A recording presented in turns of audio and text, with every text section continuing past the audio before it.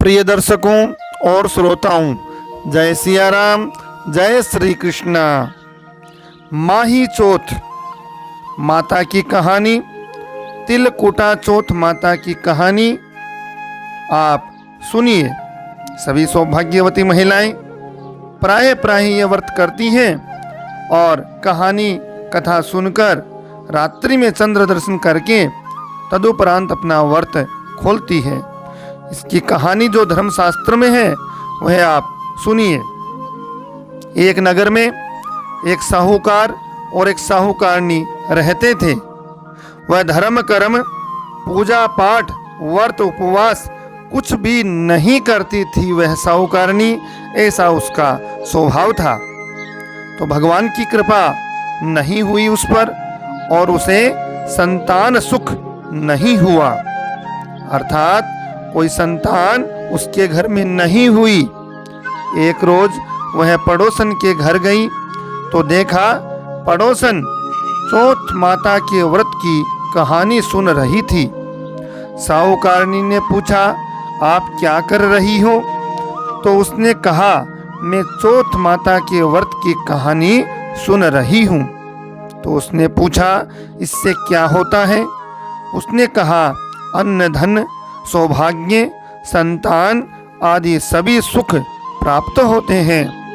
तब साहूकारनी ने कहा कि मुझे भी संतान की प्राप्ति हो जाए तो मैं भी 1.25 सेर तिलकुटा करके चौथ माता का व्रत जरूर करूंगी। उसकी मनोकामना पूरी हुई। उसके घर में लड़के का जन्म हुआ। अब साहूकारनी ने तिलकुटा नहीं किया और बोली कि लड़के के विवाह पर ही मैं 1.25 मन का तिलकुटा करूंगी। बेटे का विवाह भी अब समय पर मंड गया, अर्थात विवाह योग्य से पुत्र हुआ तो उसका विवाह का मुहूर्त भी निकल आया और उसका विवाह करने गए हैं। तब चौथ माता और विनायक जी दोनों आपस में बोले कि यह पुत्र जन्म से तिलकुटा करने की बोल रही है, परंतु अब लड़के का विवाह करने जा रही है और इसने अभी तक तिलकुटा नहीं किया है। इसको पर्चा देना चाहिए, इसे चमत्कार दिखाना चाहिए, नहीं तो कलयुग में भगवान को कौन मानेगा। इस प्रकार से फिर क्या था, चौथ माता गाजती घोरती आई और बींद राजा दूल्हे को फेरों में से बीच में ही उठाकर ले गई और पीपल पर बैठा दिया। अब गांव में हाहाकार मच गया। दूल्हे राजा को चारों ओर ढूंढ लिया, कहीं भी नहीं मिले। कुछ देर बाद सबने पीपल पर दूल्हे राजा को देखा तो सबने पूछा कि क्या हुआ? तो बींद राजा ने कहा कि मैं तो चौथ माता और विनायक जी के गिरवी पड़ा हूँ।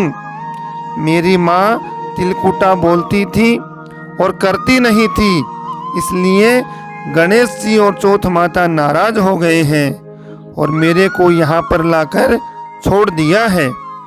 तब सभी ने लड़के की माँ से पूछा कि चौथ माता का आपने तिलकुटा बोला था क्या? तो ये सुनते ही साहूकारनी जोर से बोली, हे चौथ माता, मेरा लड़का सही सलामत आ जाए तो मैं 2.5 मन का तिलकुटा करूं। तब गणेश जी और चौथ माता प्रसन्न हो गए। तब साहूकारनी ने 2.5 मन का तिलकुटा कर दिया और कहा कि हे चौथ माता, आपकी कृपा से मेरा बेटा बहू सकुशल आ गए। अब मैं हर वर्ष तिलकुटा करके आपका व्रत करूंगी, थारो व्रत जरूर करूंगी। और पूरे गांव नगर शहर में कहला दिया कि सब तिलकुटा करके चौथ माता का व्रत करें। हे चौथ माता, जिस तरह साहूकारनी की मनोकामना पूरी करी वैसे ही सबकी मनोकामना पूरी करना। कहने वाले, सुनने वाले, हुंकारा भरने वाले सबकी मनोकामना पूर्ण करना, ये धर्मशास्त्र में माही चौथ माता तिलकुटा चौथ माता व्रत कहानी आप सुने और अपना व्रत सात्विक प्रवृत्ति से संपन्न करें। वीडियो चैनल को लाइक शेयर सब्सक्राइब करें, बेल आइकन को जरूर प्रेस करें। अपने स्नेह मित्रजनों को कहानी जरूर शेयर कीजिए। जय सिया राम, जय श्री कृष्णा।